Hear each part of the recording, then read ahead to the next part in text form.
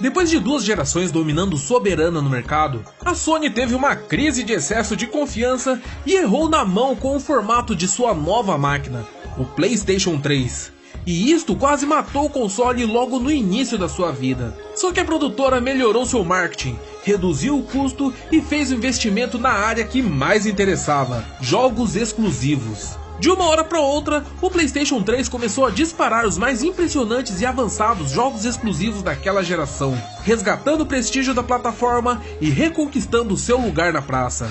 Então, vamos conferir 7 jogos indispensáveis do PlayStation 3, não necessariamente os melhores, nem exatamente os que eu mais gosto, mas sim aqueles que de certa forma definem o console, e pode servir de porta de entrada para os jogadores conhecerem outros títulos. 7 jogos indispensáveis é um quadro mensal do canal, falando de cada um dos principais consoles em ordem cronológica. E você pode ver todos os vídeos que já passaram por aqui pela playlist, o link está aí na descrição.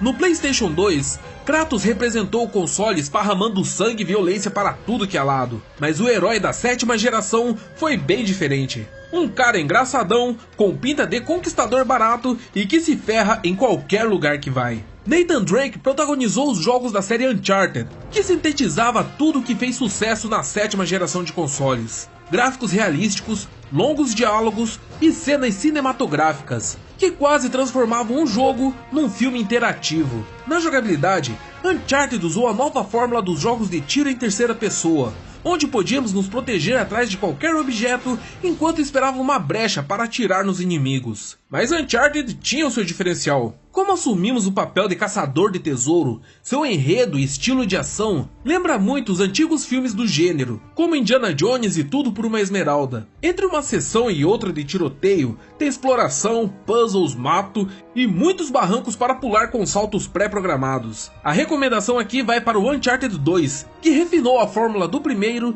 e ainda trouxe uma história mais elaborada, mais personagens bacanas e uma ação de tirar o fôlego. Para quem quer acompanhar toda a série, o ideal é começar pelo primeiro mesmo, mas pular direto para o segundo não vai influenciar tanto na experiência. Ainda nos jogos de tiroteio, passando da terceira para a primeira pessoa, temos Resistance, título de lançamento do PlayStation 3, que logo no começo da vida do console apareceu como uma proposta ousada para o gênero. Em Resistance, enfrentamos uma invasão de alienígenas parasitas que se apossam dos corpos dos humanos para criar seus soldados e ter uma tecnologia militar avançadíssima. Porém, esta invasão se passa na década de 50. Então é mais ou menos como se a Segunda Guerra Mundial tivesse sido contra raças alienígenas mesmo. Este é um cenário de ficção científica riquíssimo e muito bem aproveitado em todos os detalhes. No gameplay, Resistance também não desaponta. Enquanto todas as franquias de FPS estavam seguindo uma linha mais complexa e competitiva, Resistance simplificou suas mecânicas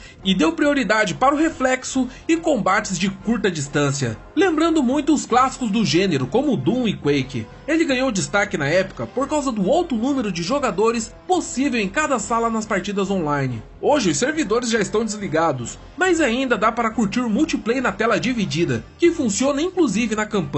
A série Resistance teve 3 jogos, com campanhas ótimas, e apesar de estarmos indicando o primeiro aqui, cada uma delas pode ser jogada individualmente de boa. Vale notar também que o PS3 teve outra série de FPS de renome, que foi o oposto de Resistance, o Killzone. Este sim com um sistema mais complexo e online mais elaborado, mas como neste quadro damos prioridade para jogos offline, Resistance hoje tem uma certa vantagem. Se na 6ª geração os jogos de mundo aberto começaram a aparecer, na 7ª geração, com o maior poder de processamento, eles atingiram outro nível. Infamous misturou a fórmula de Assassin's Creed com o seriado Heroes para colocar uma ação e movimentação inacreditável neste gênero. Depois de uma explosão, Cole ganha poderes elétricos e pode lutar contra gangues de arruaceiros que infestam a cidade degradada em que vive. Porém, os mistérios por trás da explosão e de seus poderes logo levam a história para um outro rumo. Sem dar muitos spoilers, dá pra adiantar que este é daqueles jogos com enredo de explodir a cabeça.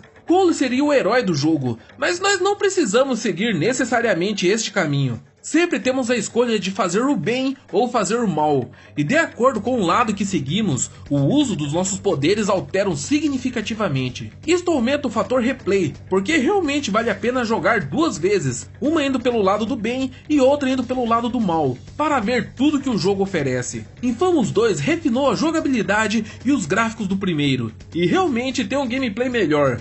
Mas a indicação aqui é para começar pelo primeiro Infamous mesmo, para aproveitar melhor a história. PlayStation 3 não teve só jogos de ação desenfreada. Aliás, ele tem uma coleção gigante de jogos que buscaram novas experiências de visual e gameplay, principalmente se for buscar na PSN. Entre eles, o maior destaque sem dúvidas foi Journey. Um jogo que extrapolou nos gráficos minimalistas e conseguiu um visual inacreditável. O gameplay de Journey é tão minimalista quanto, envolvendo puzzles, exploração e um pouquinho de plataforma, mas o que pega mesmo é o seu ambiente. Começamos o jogo sem saber quem somos, onde estamos, para onde vamos ou o que temos que fazer.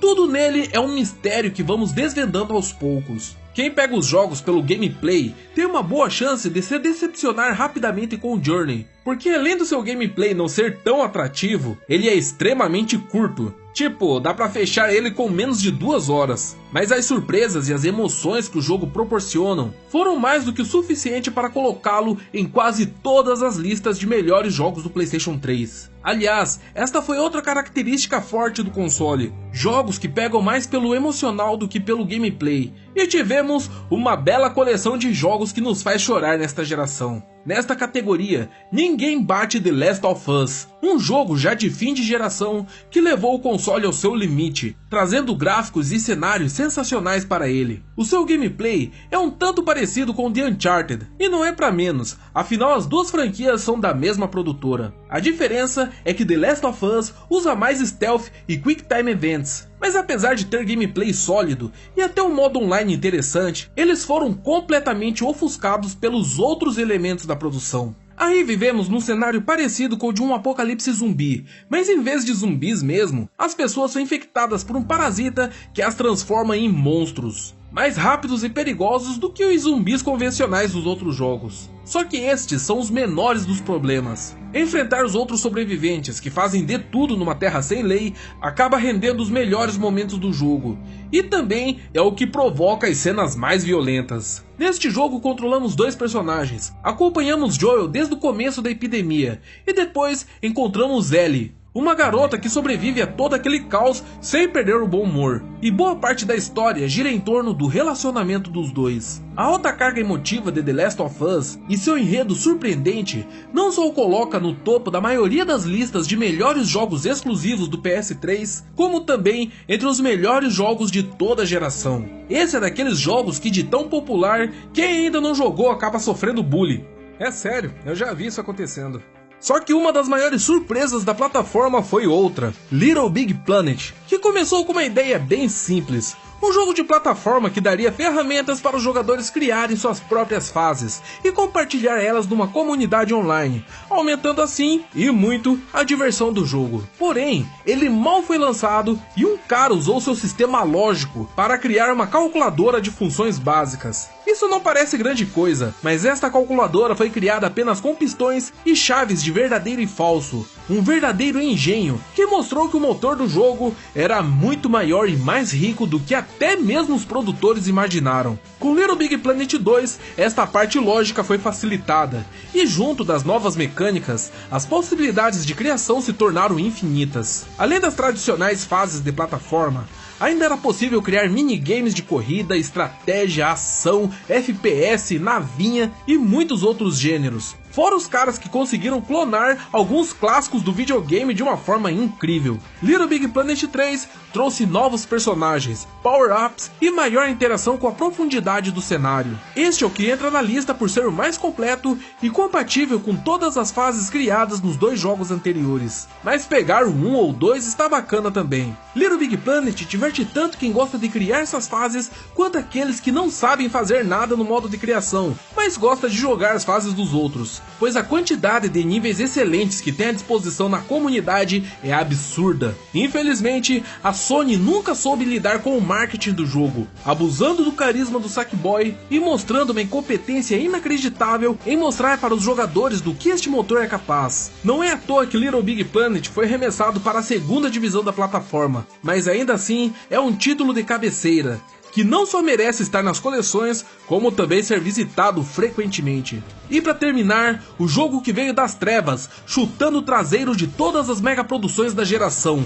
mostrando que por mais que gráficos sejam ótimos, eles nunca estarão à frente da jogabilidade. O jogo que conquistou sua fama por mérito próprio, sem grandes campanhas publicitárias. O jogo que deu tapa na cara da molecada e disse: deixa de ser chorão e me vença se puder. Demon's Souls, o jogo que fez o contrário de tudo que fez sucesso na 7ª geração. Os gráficos dele não eram dos melhores, não tinha grandes cutscenes cinematográficas, nem longos diálogos bem elaborados, e muito menos uma jogabilidade fácil e acessível. Ele é um RPG de ação, com uma jogabilidade que até lembra os hack and slash, mas tudo que fazemos tem que ser bem calculado. Distância do ataque, hora certa para defender ou esquivar, usar o equipamento adequado ao seu estilo de jogo e cuidar da estamina para não ficar sem fôlego no meio da luta. Demon's Souls é muito conhecido por sua dificuldade brutal, mas a verdade é que poucas vezes o jogo é injusto. Ele pune severamente o jogador que erra, que comete um deslize ou explora um ambiente sem ter cuidado. Mas o aprendizado vem com esforço, e cada etapa passada é uma vitória enorme. Além disso, Demon's Souls tem uma temática de Idade das Trevas, com ambientes escuros, claustrofóbicos e ameaçadores. Apesar dos gráficos do jogo não fazerem jus ao console, o trabalho de arte é excelente e anda em conjunto com o gameplay o tempo todo. E seu conteúdo ainda é enorme, incentivando exploração, caçadas e múltiplos finais com dificuldade crescente para cumprir todos os objetivos. Isso sem falar do uso espetacular que ele fez do modo online, onde podíamos entrar nos jogos das outras pessoas para ajudar, ou então invadir para matar o dono da sessão, além de outras funções. Demon's Souls chegou desconhecido no mercado, e sua popularização se deve toda aos próprios fãs, que ficaram assombrados com a qualidade da obra. Graças a isto, a From Software conseguiu recursos para lançar em grande estilo sua sequência espiritual, o Dark Souls, que se transformou numa das franquias mais prestigiadas da geração. Mesmo assim, a experiência de Demon's Souls continua única e vale a pena cada segundo da jogatina. Mas claro que esta é a minha opinião baseada nos jogos que eu conheço. Mas você pode contribuir com a lista falando quais são para você os 7 jogos indispensáveis do PlayStation 3. E o quadro volta em fevereiro, encerrando a 7ª geração com o Nintendo Wii. Fique no aguardo. E não deixe de clicar no gostei e compartilhar o vídeo com os seus amigos e grupos de discussão que participa.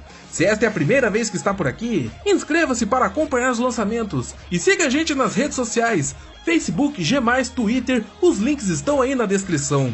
Eu vou ficando por aqui, nos vemos no próximo vídeo. Falou!